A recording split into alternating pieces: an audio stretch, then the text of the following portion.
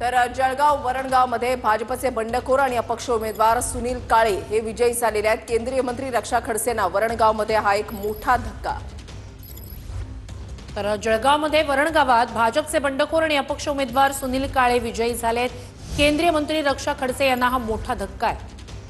चांदवड नगरपालिकेवर भाजपचा झेंडा वैभव बागुल हे विजयी झालेले आहेत। चांदवडचे अपडेट्स आपण या ठिकाणी पाहताय। चांदवड नगरपालिकेवर भाजपने आपला झेंडा फडकवलेला आहे। वैभव बागुल हे विजयी झालेले आहेत। तर भूममध्ये राहुल मोटे गटाकडून संयोगिता गाढवे यांच्या विजयावर आक्षेप घेण्यात आलाय। सत्वशीला थोरात यांच्याकडून फेर मतमोजणीसाठी अर्ज करण्यात आलाय। संयोगिता गाढवे 198 मतांनी या विजयी झालेल्या आहेत आणि त्यावरच आता आक्षेप घेतला गेला आहे। भूममध्ये राहुल मोटे गटाकडून संयोगिता गाढवेंच्या विजयावर आक्षेप घेण्यात आलेला आहे। तर वर्ध्यातील देवळीमध्ये भाजपला मोठा धक्का आहे। माजी खासदार रामदास तडस यांच्या पत्नी पराभूत झाल्या। वर्ध्यातील देवळीत भाजपच्या शोभा तडस पराभूत झाल्या।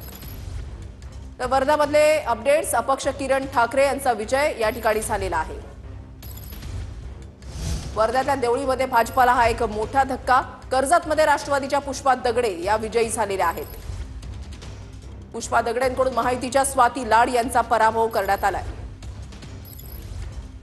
कर्जतमध्ये राष्ट्रवादीच्या पुष्पा दगडे विजयी झालेले आहेत। त्यांनी महायुतीच्या उमेदवाराचा पराभव केलाय।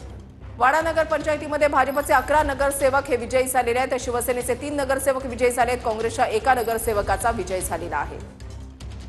पवारांच्या राष्ट्रवादीचा 1 नगरसेवक या ठिकाणी निवडून आलाय। नाशिक जिल्ह्यातील 11 पैकी 11 जागांचा निकाल हाती आलेला आहे। नाशिकमध्ये शिंदेंची शिवसेना सर्वात मोठा पक्ष ठरलाय। 11 पैकी 5 जागांवर शिंदेच्या शिवसेनेचे नगराध्यक्ष जे आहेत ते विजयी झालेले आहेत। नाशिकमध्ये महाविकास आघाडीला एकही जागा मिळालेली नाही। तर नाशिकमधली महत्त्वाची घडामोड, तर महायुती आता 213 वर पोहोचलेली आहे आणि भाजप सर्वात मोठा पक्ष ठरलाय। 288 पैकी भाजप 116, मविया 51, स्थानिक आघाडी सुद्धा आपण या ठिकाणी पाहताय। स्थानिक आघाडी 24 वर पोहोचलेली आहे। महायुती 213 वर पोहोचलेली आहे आणि भाजप हा सर्वात मोठा पक्ष ठरलाय।